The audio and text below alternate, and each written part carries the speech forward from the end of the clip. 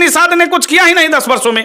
अब इनके बाबूजी वाला लक्षण है, कभी वो भी दल बदल के जीतते थे, अब ये दल बदल के अब कांग्रेस से आ गए हैं। कुर्मी कुशवाहा जाति के लोग चिराग पासवान के कैंडिडेट को, और खास करके जहां से चिराग पासवान खड़े होंगे उनको वोट तो नहीं देगा। इसके लिए चाहे नीतीश कुमार के, अजय निषाद जी उस ढंग से काम नहीं करते थे। क्या करे अजय निषाद जी, काम नहीं करते? ना जनता के बीच में उनका अच्छा रोल नहीं था। वो दलालों के बीच में उनका अच्छा रोल चलता था। राजभूषण चौधरी निषाद जीते। लालू जी की सरकार में, उनकी पत्नी की सरकार में ये बंद हो गया। अच्छा, अपहरण उद्योग चलने लगा। मोदी जी जब आए थे ना मुजफ्फरपुर में तो कहा था कि पताही एयरपोर्ट चालू करवाएंगे। क्या हुआ? देखिए, मोतीपुर के चीनी मिल को चालू करा करके और उसके चीनी से चाय पी के जाएंगे। मोदी जी कहा गए थे, 2 टर्म निकल गए। आपको यह बताना चाह रहा हूं कि इस बार जनता बीजेपी के साथ रहेगी। अच्छा, लेकिन यह भी सत्य है कि कुर्मी कुशवाहा जाति के लोग चिराग पासवान के साथ नहीं रहेंगे। ये क्या कह रहे हैं आप? चिराग पासवान के साथ नहीं रहेंगे? चिराग पासवान वैसा अपना राजनीति का बीज जो है, बिहार के सम्मान के साथ खिलवाड़ करने का अगर किसी ने काम किया है तो वह चिराग पासवान है। क्योंकि 2020 के विधानसभा चुनाव में अमित शाह जी के इशारे पर हो तब या अपनी मैनिपुलेशन से हो, इन्होंने नीतीश कुमार के जितने भी कैंडिडेट खड़े थे वहाँ पर उन्होंने अपना कैंडिडेट खड़ा अगेंस्ट में किया। लेकिन वहीं पर भारतीय जनता पार्टी की कैंडिडेट खड़ी थी, वहाँ पर इन्होंने अपना कैंडिडेट खड़ा नहीं किया। अब यहाँ पर तो आप क्या कहना चाह रहे हैं? हमारे जनता के बीच में इस बात की बहुत ही खलबलाहट है। अच्छा, चाह के भी ये जो अभी की परिस्थिति है, हमें ऐसा प्रतीत होता है कि माननीय नीतीश कुमार जी के आ जाने के बावजूद भी वोट में जनता बदलाव कुर्मी कुशवाहा जाति के लोगों ने यह तय कर लिया है, जो नीतीश कुमार जी के कहने पर भी चिराग पासवान को वोट नहीं दें। देखिए, ये कह रहे हैं कि 2020 में विधानसभा का जो चुनाव हुआ और उसमें चिराग पासवान जी का जो रणनीति रहा, अमित शाह जी के इशारे पर हो या खुद के मोनोपोली से हो, उन्होंने नीतीश कुमार के सीटों पर जो किया उसके लिए बिहार के क्या कह रहे थे? हाँ, बिहार में जितने भी जो नीतीश कुमार जदयू के कैंडिडेट थे, उसके खिलाफ उसको हराने की नियत से रामविलास पासवान जी का ये जो चिराग पासवान है, उन्होंने अपना कैंडिडेट खड़ा किया। तो आप लोग क्या कहना चाह रहे हैं चिराग पासवान जी के विषय पर? चिराग पासवान जी के विषय पर अब भाजपा में एनडीए में एक साथ नीतीश जी को जोड़ लेना आज जुड़ना, अच्छा, दोनों में अंतर साफ दिख रहा। और इस परिस्थिति में कुर्मी कुशवाहा जाति के लोग चिराग पासवान के कैंडिडेट को, और खास करके जहां से चिराग पासवान खड़े होंगे उनको वोट तो नहीं देगा। इसके लिए चाहे नीतीश कुमार क्यों ना आ जाए। देखिए, ये कह रहे हैं कि कुर्मी कुशवाहा जाति के लोग चिराग पासवान जिस सीट पर खड़े हैं, चाहे नीतीश कुमार भी आ जाए फिर भी उनको वोट देने नहीं जा रहे। क्या? हाँ, ये सच्चाई है। चलिए, अब हम आपको आपके लोकसभा पर लेकर के आते हैं, मुजफ्फरपुर लोकसभा पर। यहाँ वर्तमान में अजय निषाद जी सांसद रहे भारतीय जनता पार्टी से। जी। और उन्होंने राजभूषण चौधरी निषाद को लगभग 4 लाख वोटों से हराया, 4 लाख प्लस वोटों से। डॉक्टर राजभूषण चौधरी निषाद जी। और 4 लाख प्लस वोटों से हराने के बाद भी भारतीय जनता पार्टी ने अजय निषाद का टिकट काट दिया। देखिए, और काट करके राजभूषण चौधरी निषाद को अपना प्रत्याशी बनाया, जो 4 लाख से हारे हुए प्रत्याशी हैं। देखिए, ये तो सही है कि अजय निषाद जी उस ढंग से काम नहीं करते थे। क्या करे अजय निषाद जी, काम नहीं करते? ना जनता के बीच में उनका अच्छा रोल नहीं था। वो दलालों के बीच में उनका अच्छा रोल चलता था। अच्छा, और रह गई बात यहाँ पर जो लोग समीकरण राजनीतिक दल के लोग बनाए हुए हैं, भारतीय जनता पार्टी हो, कांग्रेस हो, राजद हो, कि भाई यहाँ का सीट जो है मलाह जाति के लिए रिजर्व है। अच्छा, लेकिन 4 लाख से हारने वाला डॉक्टर राजभूषण चौधरी निषाद वह इस बार जीत के कगार पर है, बशर्ते उनको जितनी मेहनत करनी चाहिए। पंचायत स्तर के जो कार्यकर्ता हैं उनसे अभी तक ठीक से रूबरू नहीं हो रहे हैं। पार्टी के जिला कार्यालय में या अन्य जगहों पर उनकी मीटिंग होती है, लेकिन पूरे क्षेत्र के स्थानीय पंचायती बार उनका जो मीटिंग वगैरह का विकास जो है अभी रुका हुआ है। अगर वो सब करते हैं तो संभावना है कि डॉक्टर राजभूषण चौधरी निषाद जीतेंगे। राजभूषण चौधरी निषाद के आने से मुजफ्फरपुर भारतीय जनता पार्टी के जो कार्यकर्ता हैं वो काफी नाराज हैं, पैराशूट से लॉन्च किए हैं। हाँ, ये सही बात है। हम लोग भी नाराज इसलिए हैं कि हमने अजय निषाद का विरोध किया था कि यहाँ का स्थानीय कोई कैंडिडेट को टिकट दिया जाए भारतीय जनता पार्टी से जी। और मुद्दा केवल विरोध का नहीं था। अच्छा। मुद्दा विकास का था। हाँ। आज हमारे बिहार के साथ बिहार में जो जंगल राज आया, अच्छा। जंगल राज से पहले हमारे देश में, हमारे राज्य में बहुत सारे कल कारखाने, अच्छा, चीनी मिले, हाँ। जूट मिले, अच्छा। और रोजगार के बहुत सारे अवसर प्राप्त थे, हाँ। जो लालू जी की सरकार में, उनकी पत्नी की सरकार में ये बंद हो गया। अच्छा, अपहरण उद्योग चलने मोदी लगा। जी जब आए थे ना मुजफ्फरपुर में तो कहे थे कि पताही एयरपोर्ट चालू करवाएंगे। क्या हुआ?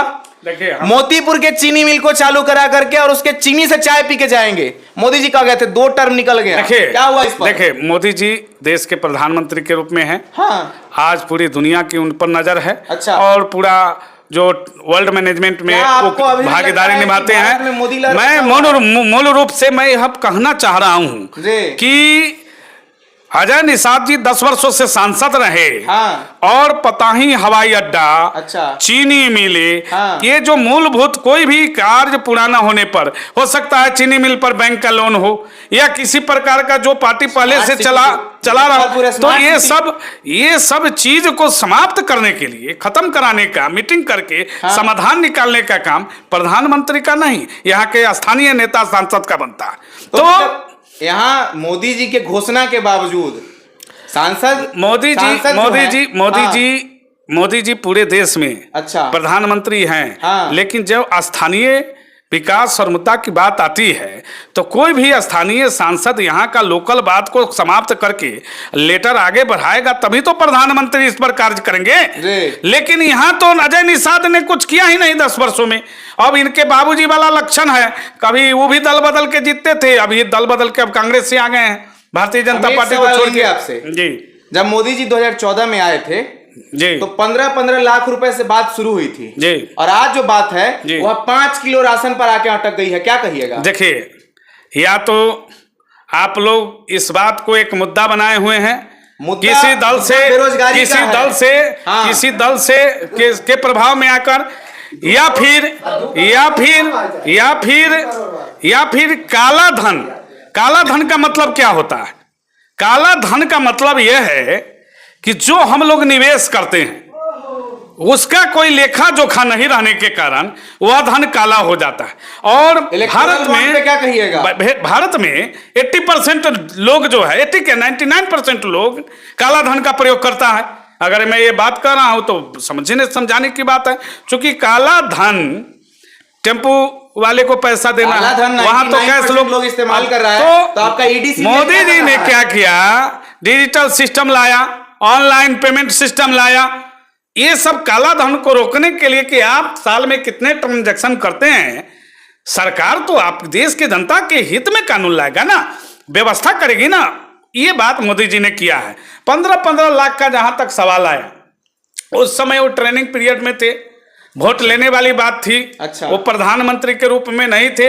आप सब लोग जानते हैं कि विदेश से कोई भी पैसा या कोई भी वस्तु लाने के लिए अच्छा। वहां के गवर्नमेंट को के तालमेल में आके ही इस पर काम कर सकते हैं, जो कि अभी तक वहां का गवर्नमेंट जो लिस्ट दिया है, जो भारत सरकार के पास लिस्ट जारी होके आया है, उसमें बहुत सारे काला धन को वह साबित नहीं करता है। इलेक्टोरल बॉन्ड पे क्या कहिएगा? देखिए, चाहे आप जिस मुद्दा को उठा के लाइए, भाई नरेंद्र मोदी जी के लिए हम इतना कहेंगे कि इन 10 वर्षों में उन्होंने जो भारत के संरचनात्मक, भौगोलिक और हर परिस्थिति को मजबूत करने के लिए, आंतरिक हर एंगल से, धार्मिक हर परिस्थिति से मजबूत करने का काम हुआ है। देखिए, का दाम मजबूत हुआ है, देखिए सामानों का दाम मजबूत हुआ है। देखिए, घर को अगर आमदनी नहीं होगी तो घर के बच्चे का विकास नहीं होगा। तो डीजल पेट्रोल का दाम बढ़ना, यह सबसे बड़ी बात है कि इतना जल्दी आप राफेल ले लिए, ये बड़े बड़े हथियार आपने सौदा किए, बहुत सारा निर्माण, जो आप किसी के यहाँ फैक्ट्री लगाने जाते थे, आज आपके यहाँ फैक्ट्री लगा रहा है कंपनियां, बहुत सारे काम आपने किया। आज दुनिया में एक अच्छे लड़ाकू विमान, एक अच्छे देश में आप पा रहे हैं कि नहीं भाई इसके पास सारा हथियार है। तो इस प्रकार हंगर इंडेक्स में भारत जो है, भारत हंगर इंडेक्स में नीचे फिसल गया।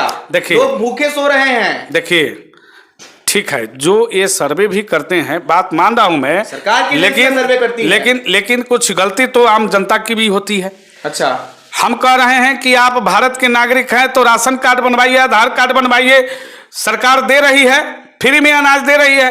अब वो भी लोग नहीं ले पाएंगे। हम फील्ड में घूमते हैं, लोगों से बातचीत करते हैं, 5 केजी एक व्यक्ति को मिलता है। क्या 5 केजी अनाज खा करके कोई व्यक्ति महीने दिन रह सकता है? सर, 5 केजी में 1 केजी गेहूं मिलता है, 1 केजी गेहूं कोई भी गवर्नमेंट नहीं चलेगा। कोई और भी राशन जो है, क्या बीजेपी सरकार में मिलने लगा है या इससे पहले भी मिलता था? देखिए, इससे पहले मिलता था 2 रुपया का रुपया, जमा कीजिए पैसा देके, ये तो फ्री में दे रहे हैं। अब तो पेट नहीं भर रहा। हमारा कहना है कि सरकार कोशिश करती मुद्दा नहीं है सर, बेरोजगारी का जो आलम है, 10 सालों में कितना रोजगार है आप बता दीजिए।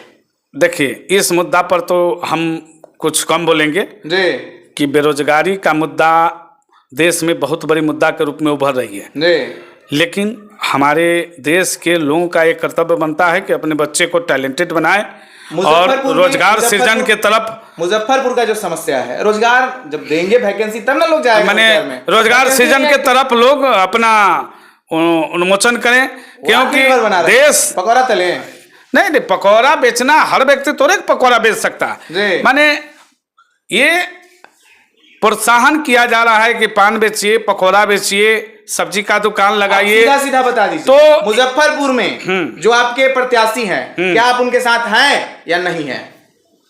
देखिए, भारतीय जनता पार्टी के प्रत्याशी राजभूषण चौधरी निषाद के साथ हम हैं। अच्छा, लेकिन उनके कार्यकलाप से हम उनसे भी खुश नहीं जी। हाँ, वो भी अभी तक क्षेत्र को क्षेत्र नहीं समझ रहे हैं। हेलीकॉप्टर से उतर के आए हैं और फिर चढ़ेंगे, एकेबारे हम लोग बैठा देंगे और उड़ जाएंगे। इन पर भरोसा के लिए इनको कुछ काम करना पड़ेगा। मुजफ्फरपुर के जनता को भरोसा लेने के लिए इनको कुछ काम करना होगा यहाँ पर, तब जाकर मोदी जी के नाम पर जीत जाएंगे। देखिए, मोदी जी के नाम पर जीतेंगे, बात हम भी यही कर रहे हैं। तब डॉक्टर राजभूषण चौधरी का औकात है जो जीत जाएंगे। अच्छा, वो तो मोदी जी के नाम पर, नीतीश जी के नाम पर जीतेंगे। नाम पर जीतेंगे, आप तो वोट मोदी जी को दीजिएगा, तो काम क्या करेंगे? नहीं, सुनिए, देखिए, मोदी जी एक प्राइम मिनिस्टर हैं। अच्छा, पार्टी के बड़े नेता हैं, वरिष्ठ नेता हैं जी। उनके नेतृत्व में हम लोग हैं जी। और पूरा देश है, ठीक है। तो मोदी जी के नेतृत्व में तो पूरा देश है। हम लोग सब लोग मोदी जी के नाम पर मोदी जी के लिए काम कर रहे हैं।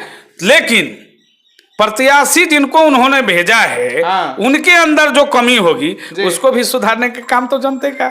चलिए, तो ये थे शशि रंजन कुमार, भारतीय जनता पार्टी के नेता हैं।